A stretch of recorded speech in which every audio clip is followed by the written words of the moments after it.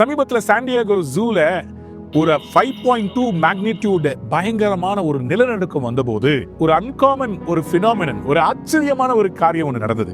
என்ன தெரியுமா? அந்த ஜூல இருந்த எலிபென்ட்ஸ், சின்ன எலிபென்ட்ஸ் எல்லாம் கத்தி கதறி கூப்பிட்டுச்சு. அதை பார்த்த உடனே அந்த பெரிய யானைகள் எல்லாம் என்ன தெரியுமா செஞ்சுச்சு? அந்த சிறு யானைகளை நடுவுல வச்சு இந்த பெரிய யானைகள் எல்லாம் சுற்றிலும் அப்படியே வந்து நின்றுச்சு.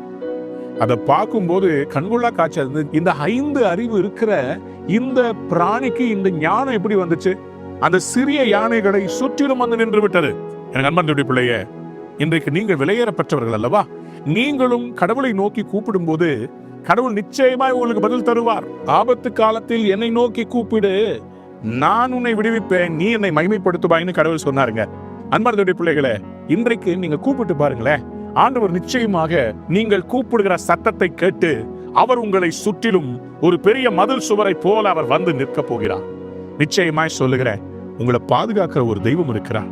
சங்கீதம் 125:2 இப்படியாக சொல்லுகிறது, பர்வதங்கள் எருசலேமை சுற்றிலும் இருக்குமா போல கர்த்தர் இது முதற்கொண்டு என்றென்றைக்கும் தம்முடையவர்களை சுற்றிலும் அவர் இருக்கிறார்.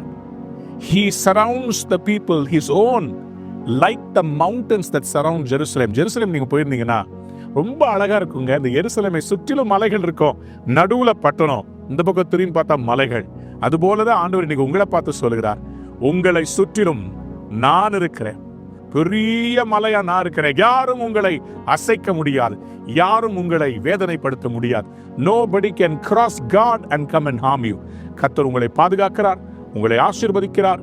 இன்றைக்கு தைரியமா இருங்கள். கர்த்தர் உங்கள் வீட்டை ஆசீர்வதிப்பார், வியாபாரத்தை ஆசீர்வதிப்பார், குடும்பத்தை ஆசீர்வதிப்பார், உங்கள் பிள்ளைகளை அவர் பாதுகாப்பார். எந்த திருடனும் எந்த நரியும் உங்க ஆட்டை திருட முடியாது. யூதராஜ சிங்கம் உங்களுக்கு காவலாக இருக்கிறார், உங்களை சுற்றிலும் இருக்கிறார். God bless you. Have a wonderful day. Amen.